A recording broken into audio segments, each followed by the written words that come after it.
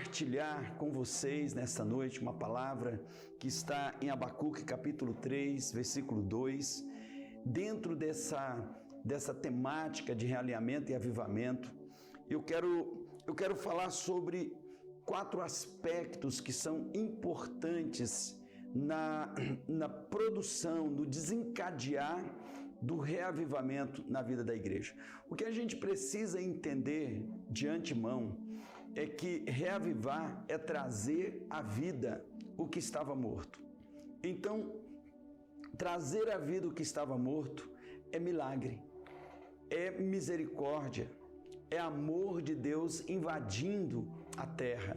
É vale de ossos secos, onde Deus, Ele mesmo, leva o profeta até ali, mostra a realidade e induz o profeta a desencadear algo para que os céus possam trazer vida naquele lugar. Eu creio que esses são dias em que o Senhor está levantando um mover de avivamento, aonde filhos e filhas profetizarão, jovens terão visão, velhos voltarão a sonhar, aonde a restituição e a restauração será uma realidade, porque um mover de salvação sem precedente se desencadeará nesses próximos dias. E o profeta Abacuque, ele foi um contemporâneo de um tempo muito difícil em que o povo de Judá estava vivendo, e naquele tempo de desesperança, ele traz uma luz de que o Deus que tem promessas para as nossas vidas nunca nos deixa, nunca nos desampara. E no capítulo 3, versículo 2, ele diz: tenho ouvido, ó Senhor, as tuas declarações e me sinto alarmado. Aviva, Senhor, aviva a tua obra, ó Senhor, nos decorrer dos anos, e no decurso dos anos, faze-a conhecido. Na tua ira, lembra-te da tua misericórdia. Aviva, há um clamor. Aviva, Senhor, traz vida de novo. Põe vida nesse vale de ossos secos, porque esse vale de ossos secos um dia já foi um exército. Levanta esse exército de novo, debaixo de uma dinâmica nova. Levanta novamente, Senhor. Põe vida aonde a morte entrou. Põe vida aonde a secura entrou. E o que a gente precisa entender é que muitas vezes o caminhar dentro do desenvolver da nossa vida cristã, nós vamos abrindo brechas para que a morte entre, para que a secura entre, a sequidão entre, para que a falta de vigor ela se estabeleça, a frieza, o amor frio, a falta de paixão, e de repente tudo aquilo que um dia nasceu para viver começa a morrer. A igreja, ela nasceu para viver e para gerar vida, para transbordar a vida. Jesus diz: eu vim trazer vida e vida em abundância. Satanás é o ladrão que veio senão roubar, matar e destruir. E toda a dinâmica da morte, desse roubo, morte e destruição que Satanás ele traz, ele se utiliza de todas as ferramentas que ele tem para alcançar o processo dos desejos carnais do homem, para tentar lhe tirar da rota da vida. Mas Deus, aquele que começou a boa obra, Ele não vai deixar de completar, Ele não vai deixar pelo meio do caminho, Ele não vai permitir que a morte prevaleça sobre a vida, que a seca prevaleça sobre as chuvas serôdias, sobre essa chuva abundante, que o nível de obscuridade ele venha prevalecer sobre a luz, que a esterilidade prevaleça sobre a frutificação. E eu quero profetizar nesse tempo que nós estamos começando, Dias de Elias é o decreto que nós temos para esse próximo ano. Dias de Elias é dias de nós vermos os céus se abrirem novamente, é dias de nós vermos o coração de um povo retroceder para Deus e poder, diante da manifestação da glória dele, declarar: só o Senhor é Deus, só o Senhor é Deus. Dias da apostasia dá lugar a um avivamento, dia de todo nível de idolatria, de todo nível de paganismo sair, para que o evangelho puro, o evangelho do reino, o evangelho de Cristo Jesus, o evangelho que salva, o evangelho que restaura, o evangelho que trabalha a vida, que o apóstolo Paulo chama de o poder de Deus para a salvação de todo aquele que crê, ele possa sair numa força poderosa, ele possa sair num momento de glória do meio da igreja e alcançar as mais densas trevas, trazendo luz e vida aonde havia morte. Eu quero profetizar sobre esta igreja, sobre esta geração, e não só sobre o Ministério Vinde, mas sobre a igreja no Brasil, sobre a igreja do Senhor nesses dias, que esse mover, ele venha de uma forma poderosa. E aqui nesse texto de Abacuque 3:2, nós encontramos aqui 4 aspectos de um avivamento, 4 aspectos geradores, aquilo que começa, aquele botão que dá o start, que liga a energia que está passando a uma luz que precisa ser acendida. A energia está à disposição, mas precisa de um start, precisa de que alguém aperte esse botão. O poder de Deus para gerar vida está ao nosso redor. Nós precisamos ligar na terra aquilo que já foi ligado nos céus. Tudo o que vocês ligarem na terra já terá sido ligado nos céus, é o que diz o Senhor. Então, primeiro acontece nos céus e depois se manifesta aqui na terra.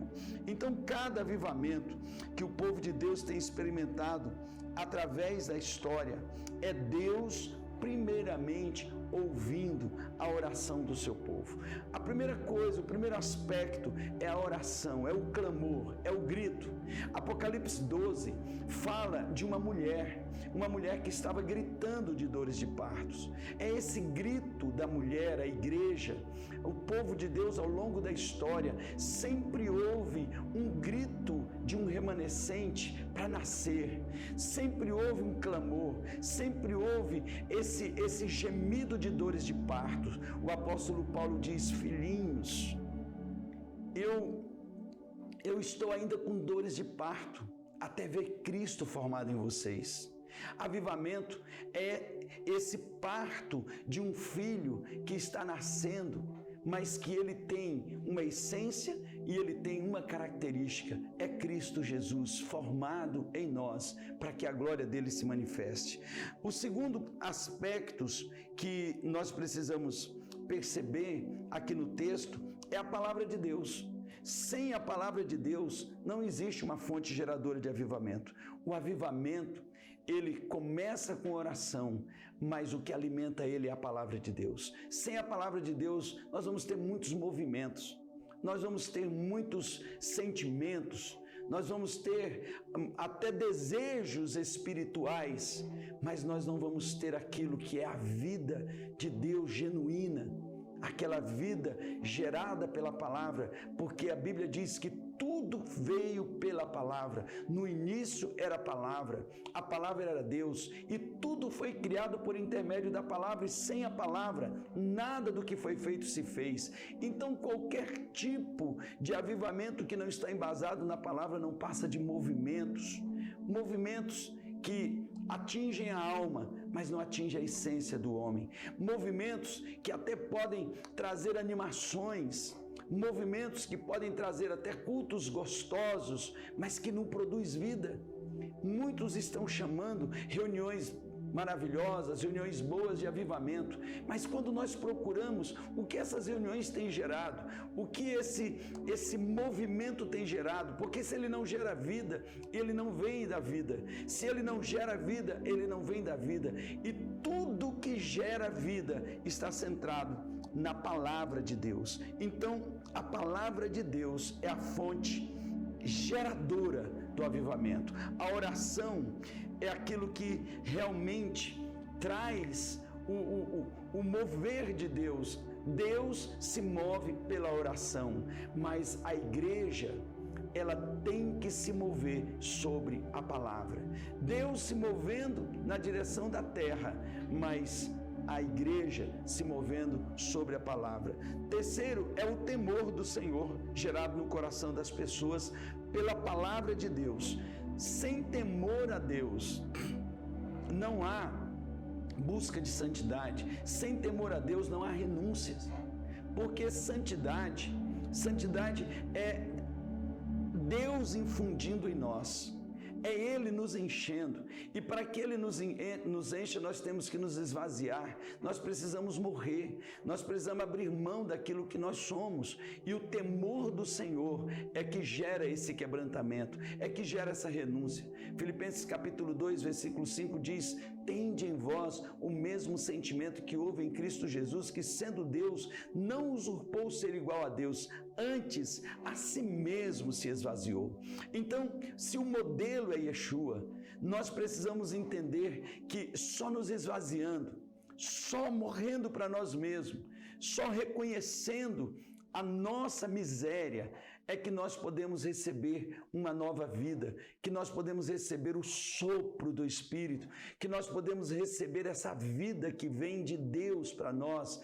E aí sim, a santidade é o Senhor infundido em nós, é Ele infundindo em nós, é a natureza dele derramando na vida da igreja, é a natureza de Cristo se multiplicando, derramando. Não é uma busca, não é uma promessa, não é um desejo, não é uma ação humana de faz isso, deixa de fazer aquilo, não, é Ele se infundindo em nós, porque ser santo é ser alguém especial, é ser uma pessoa diferenciada, diferente de tudo, e isso nós só podemos ser quando Deus se infunde em nós. E por último, avivamento é sempre obra da misericórdia de Deus nas nossas vidas. Essa palavra ruhamar, que é amor em movimento. Misericórdia é um amor que se movimenta, é um amor que não é estático, é um amor que não fica olhando e contemplando, mas ele se movimenta, ele age. É o Senhor pegando o profeta e levando ele para o vale de ossos secos e perguntando para ele: o que você vê? O que você está vendo?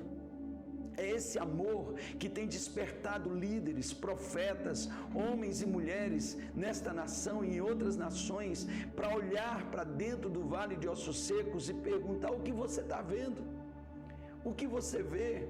Porque muitas vezes só numa direção dessa de Deus é que aquilo que é óbvio se torna claro para nós.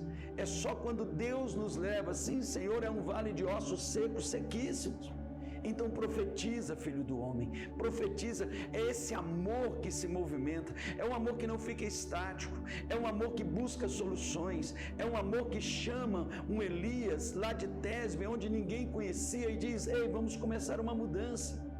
Chega, o meu povo não pode viver nessa apostasia, o meu povo não pode mais viver celebrando em altares que não são meus, o meu povo não pode mais ficar cocheando entre dois pensamentos, o meu povo não pode mais viver essa realidade. Vamos ao Carmelo, vamos mudar, vamos transformar, porque hoje o Deus que é Deus vai se manifestar com fogo.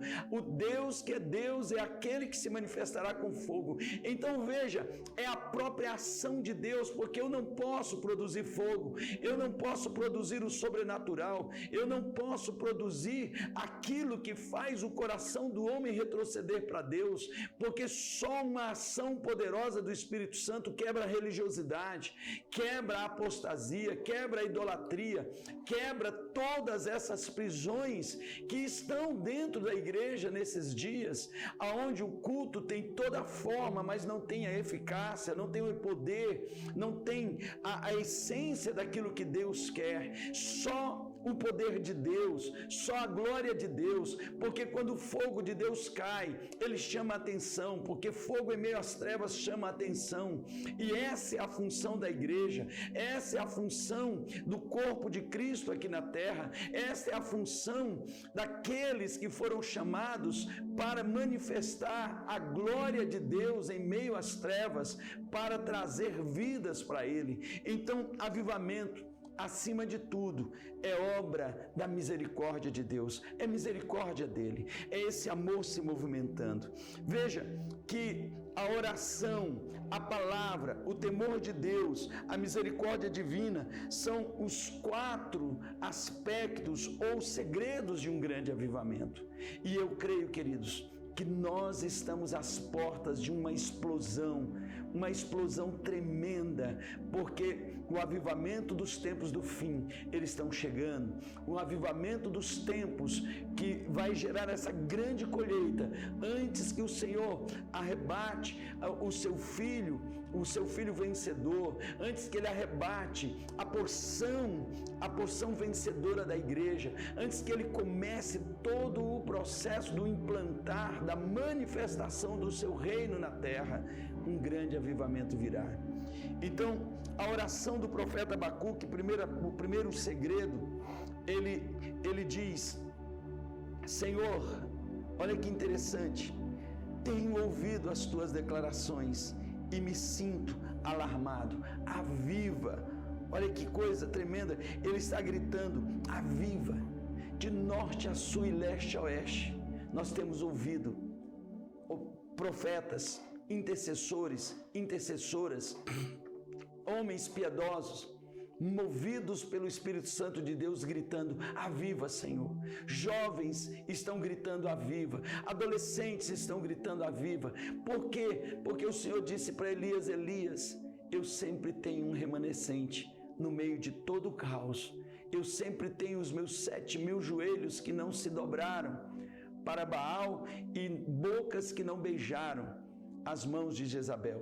Eu sempre tenho. Deus sempre trabalha com um remanescente, e é esse remanescente que nesses dias estão olhando para os céus e dizendo: Senhor, manda chuva de novo.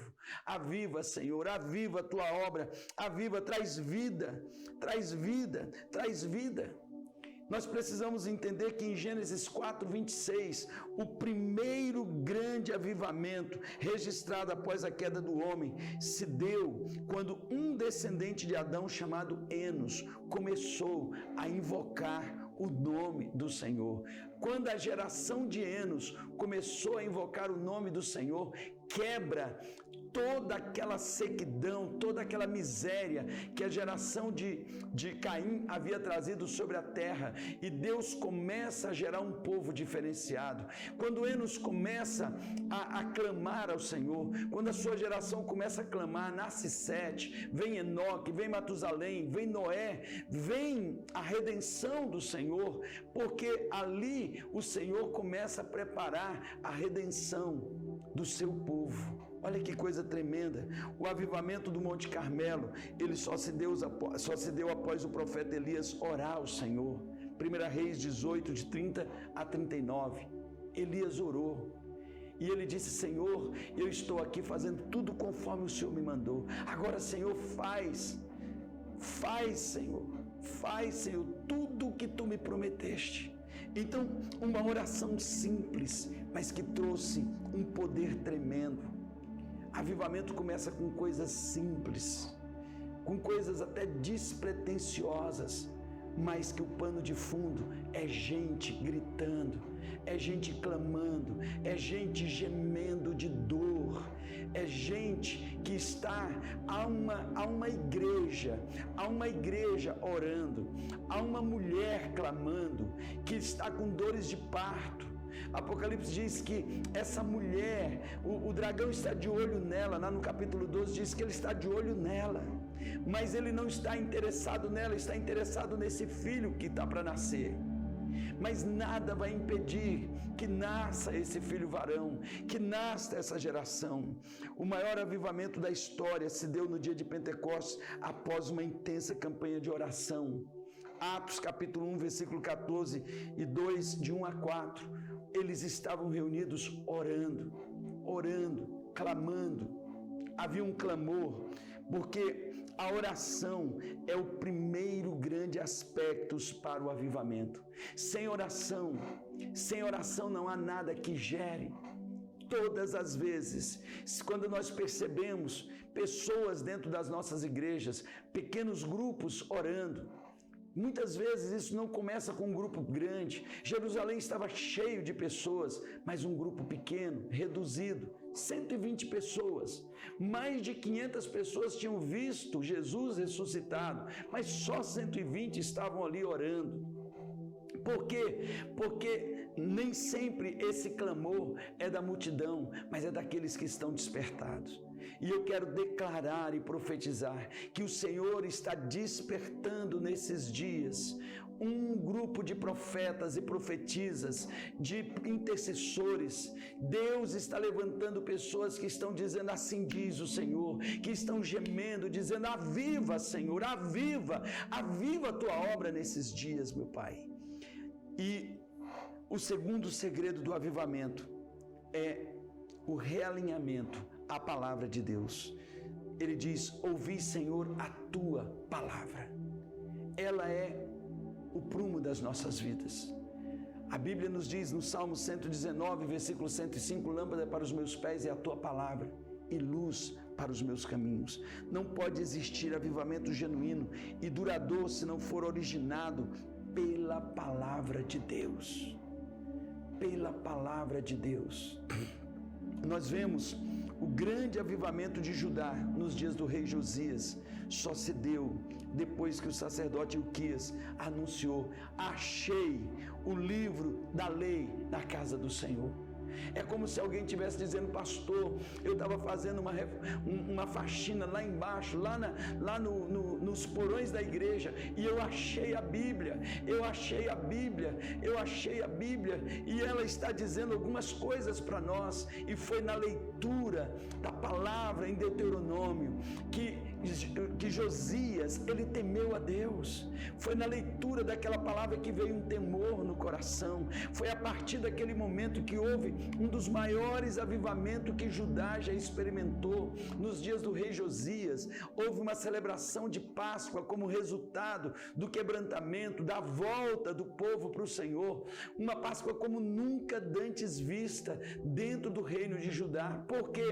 Porque a palavra, e quando eles encontraram a palavra, eles buscaram interpretação, eles buscaram direção, consultaram os profetas, e o Senhor falou com eles, e o Senhor ministrou com eles, e aquilo gerou quebrantamento, gerou arrependimento, gerou jejum, gerou oração, gerou limpeza da casa do Senhor. A casa do Senhor foi limpada, a casa do Senhor foi restaurada. Por quê? Porque naqueles dias Judá vinha de um processo ruim, desde o avô de Josias, o rei Manassés, o seu pai Amon. Ele fez coisas terríveis, fizeram coisas terríveis e levaram o povo diretamente para o escombro. Por quê? Porque quando eles trouxeram toda essa situação, o sacerdócio sumiu, o sacerdócio foi embora, e assim como é o sacerdote, é o povo. Então o sacerdócio perdeu o ânimo,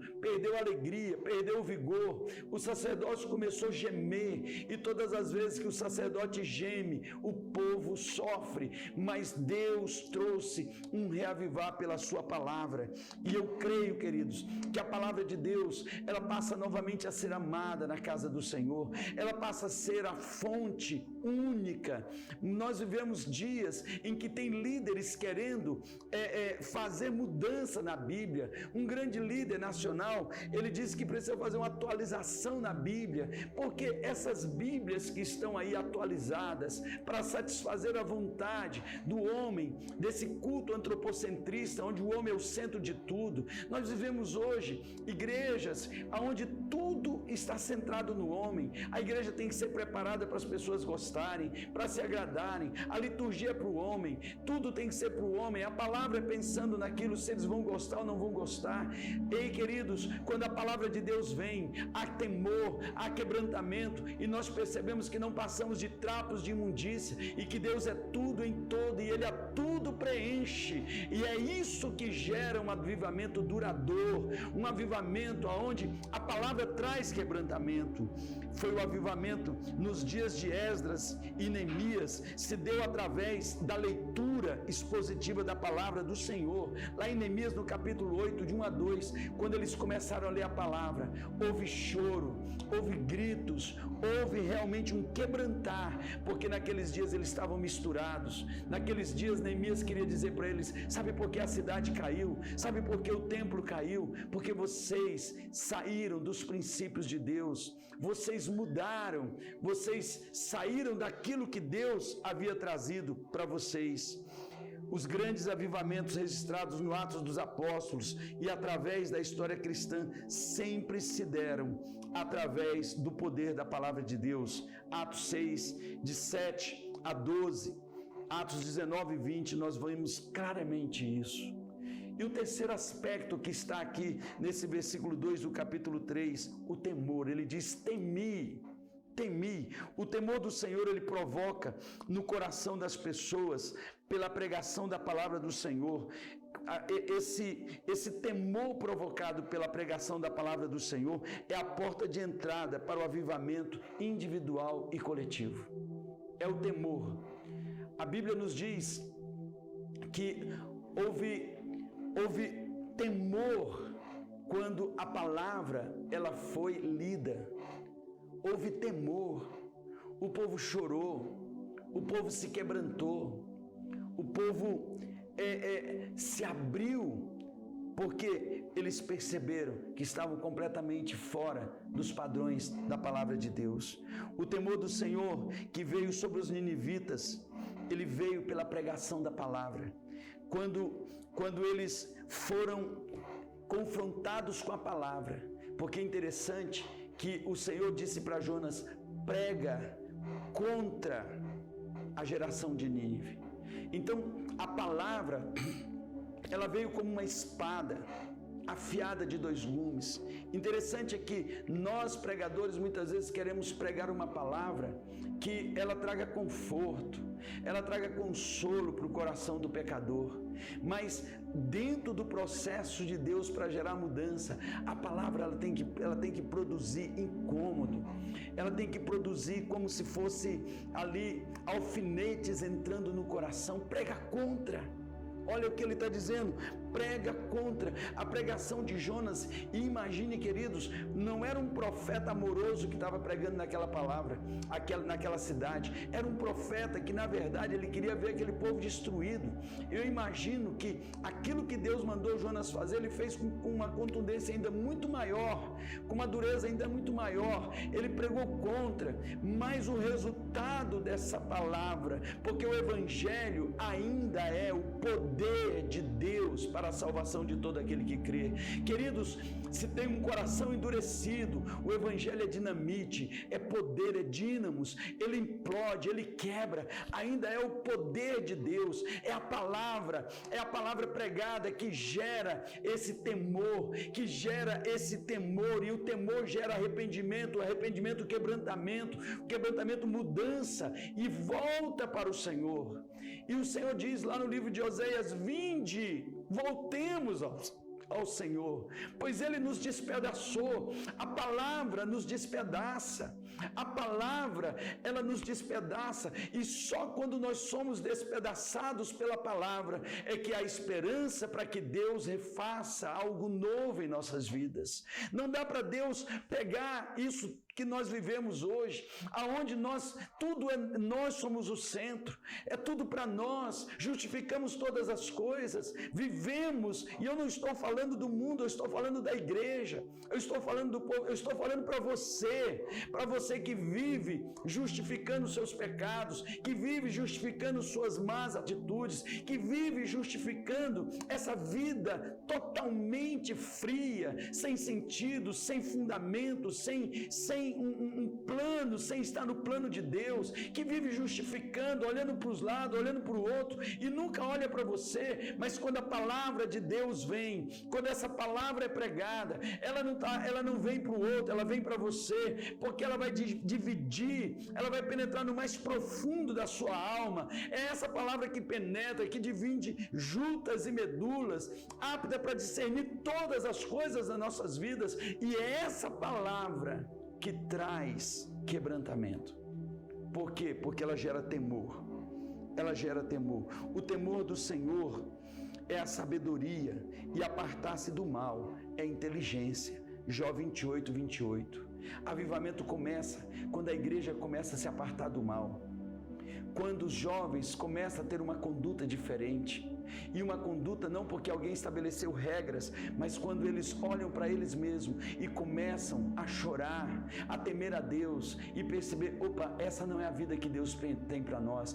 Avivamento é quando adolescentes começam a ter uma maturidade que geralmente não tinham, porque começam a temer a Deus pela palavra. É quando os velhos começam a parar de ser ranzinhos e começam a sonhar de novo e acreditam que as coisas podem acontecer. É quando os jovens passam a ter uma visão e não são obtusos, não são pessoas dogmáticas, mas são pessoas que começam a ser pragmáticas, não ficam presas nesses dogmas desse mundo, mas estão extremamente focados no propósito, no projeto de Deus, porque João diz que são fortes.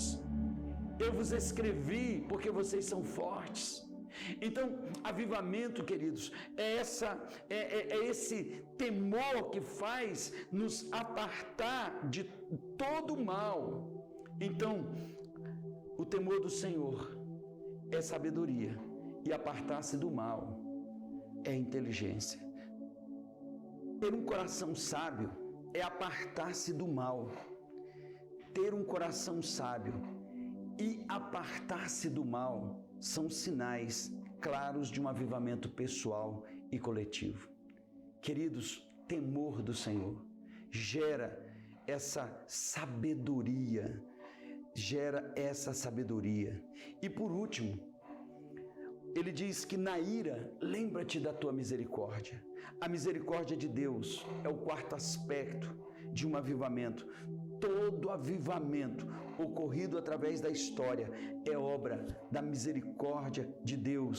Em 2 Crônicas capítulo 30, versículo 9, o próprio rei Ezequias reconheceu isso dizendo: porque em vos convertendo ao Senhor, vossos irmãos e vossos filhos acharão misericórdia perante os que o levaram cativos e tornarão a esta terra, porque o Senhor vosso Deus é piedoso e misericordioso, e não desviará de vós o rosto, se vos converterdes a Ele.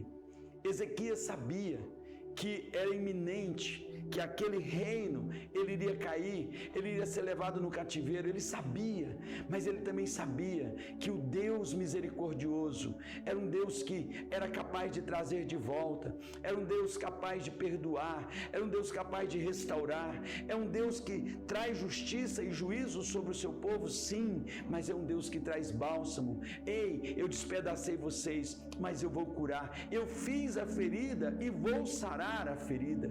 Então, esses são dias de Deus estar sarando a ferida da igreja, sarando a ferida do seu povo. O próprio avivamento em Nínive foi uma obra da misericórdia e compaixão de Deus. Jonas 3:10 e Jonas 4, de 10 a 11, foi o Senhor, é o Senhor que disse: ei, Jonas, você tem dó de uma árvore que você nem plantou, que nasceu de manhã e de tarde estava grande, e aí ela murchou e você ficou aí bravo por causa dessa árvore, e eu não teria misericórdia eu não teria compaixão de 120 mil ninivitas que não sabem nem distinguir entre a mão direita da esquerda. Então eu quero lhe dizer porque Deus produz avivamento. Primeiro, para trazer vida no vale de ossos secos. Segundo, para que através desse exército ele possa alcançar muitos que nesse momento não sabem nem distinguir a mão esquerda da direita. Não sabem. Nós estamos hoje vivendo um momento, queridos, que os nossos jovens estão sendo alienados dentro das universidades, nossos adolescentes doutrinados, nossas crianças estão sendo formatadas para serem pessoas alienadas que vivem dogmaticamente dentro de um dogma que vira as costas para Deus, que quebra todos os princípios bíblicos. Então nós estamos vivendo hoje essa realidade e só um avivamento poderoso, só um derramar do Espírito, só o fogo de Deus caindo sobre a terra pode libertar essas vidas, pode trazer libertação, e Deus começa isso na sua casa e expande esse fogo para os 4 cantos da terra. E eu creio que Rondonópolis, nossas cidades serão tomadas por esse fogo, serão tomadas por esse fogo de jovens, adolescentes e velhos, adultos, homens, mulheres,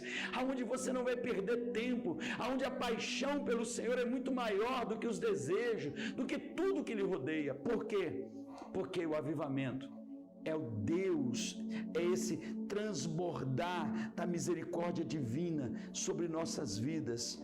O avivamento sempre acontece quando o povo está na sua pior condição espiritual. Sempre ele acontece nesse momento, no pior momento espiritual, na pior miséria. Talvez você já tenha dito várias vezes que o mundo, ele está de uma forma irrecuperável. Talvez você já tenha dito, não, agora Jesus ele vai voltar porque não tem mais jeito. Mas escute, é nesse pano de fundo que a misericórdia de Deus se levanta. Lamentação 5:21 diz: ó Eterno, restaura-nos para ti mesmo. Senhor, para que retornemos, renova os nossos dias como os de antigamente. Versículo 22, se é que não nos rejeitaste irremediavelmente, e na tua ira contra nós não tenha limite. Graças a Deus que Ele não nos rejeitou. Graças a Deus que Ele nos conduz sempre em triunfo, através dessa graça maravilhosa, essa abundante graça, essa graça que é melhor do que a vida, que é maior do que tudo, que insiste e que com misericórdia nos alcança. E para concluir, eu quero declarar, queridos, que alegria poder estar compartilhando dessa palavra, porque sinto no meu espírito que algo realmente está se ligando céu e terra, e que nesses dias uma explosão tremenda vai acontecer aí em Rondonópolis, aí na Vinde e em vários lugares do Brasil, porque Deus, assim Ele está querendo, e tem gente clamando, tem gente buscando a palavra, tem gente sendo quebrantado pela palavra, e a misericórdia de Deus está sendo derramada. Um avivamento do povo de Deus, ele consiste em uma nova vida espiritual, transmitida aos mortos, e de uma nova saúde espiritual, transmitida aos vivos. Então hoje eu quero profetizar aos mortos que estão lá fora, virá vida, e aqueles que estão doentes dentro, cura de Deus, para levantar um povo curado, sarado, restaurado, e que possa dizer, assim diz o Senhor. Uma geração intrépida, assim diz o Senhor. Deus lhes abençoe, Deus possa realmente, nesse momento, nesse instante, começar um mover, um barulho grandioso começa a acontecer aí dentro da congregação, em nome de Jesus. E eu quero terminar dizendo, vem dos 4 ventos, Espírito, e sopra sobre o teu povo, sopra sobre o teu povo, em nome de Jesus. Amém. Graça e paz.